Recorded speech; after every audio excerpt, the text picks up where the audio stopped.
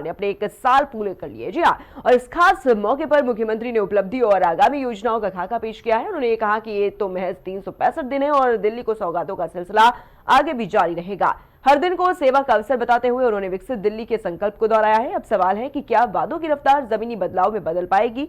विपक्ष भी सरकार के दावों की समीक्षा में जुट गया है।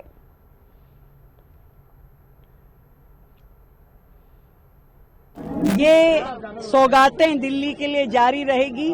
अभी तो मात्र 365 दिन सरकार को हुए हैं। हर दिन हर पल दिल्ली के सेवा के क्षण रहेंगे और रोजाना दिल्ली को नई सौगातें, नए उपहार, समस्याओं के समाधान विकसित दिल्ली को मिलेंगे और यही हमारा प्रयास है, यही हमारी सेवा है।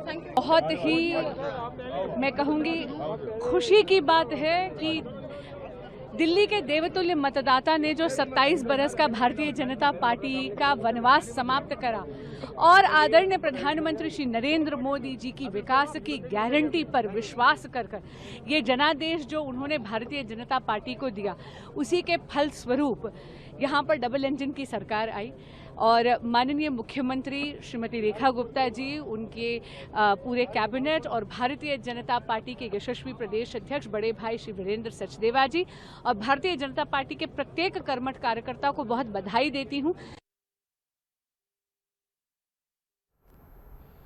फिल्ममेकर कामाख्या नारायण सिंह के निर्देशन में बनी फिल्म द केरल स्टोरी 2 एक बार फिर से सियासी और सामाजिक बहस की केंद्र में आ गई है। पहले भाग की तरह इस फिल्म को लेकर भी देश भर में तीखी प्रतिक्रियाएं सामने आ रही हैं और इस बीच केरल हाईकोर्ट ने गुरुवार को फिल्म की रिलीज पर रोक लगा दी है, जिसके बाद विवाद और ज्यादा गहरा गया।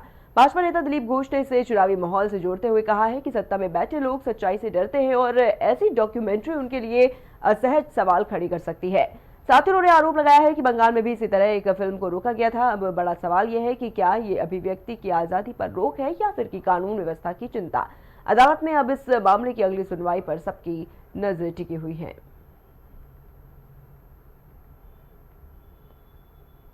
सब लोग थोड़ा टेंशन में है, इसी से शायद बंद कर रहे हैं। तो अदालत की लड़ाई अदालत में होगा, इसलिए जाना चाहिए। बंगाल में बंगाल स्टोरी को ही यहाँ की सरकार ही बंद कर दिया है, चलने नहीं दिया है।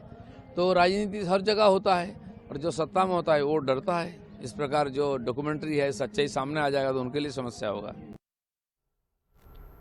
केंद्रीय मंत्री गिरिराज सिंह ने तेजस्वी यादव के बयान पर तीखा पलटवार करते हुए बड़ा राजनीतिक बयान दिया है। केंद्रीय मंत्री गिरिराज सिंह ने आरजेडी नेता तेजस्वी यादव के बयान पर कहा कि घुसपैठिए हैं, ये तो चिन्हित किए जाएंगे। 1971 के बाद कांग्रेस और लालू यादव ने बांग्लादेशी मुसलमानों को जो बसाने का काम किया है उसे चिन्हित किया जाएगा। बंगाल में रह रहे घुसपैठिए रोहिंग्याओं और उनको चिन्हित किया जाएगा और ये देश के दुश्मन हैं।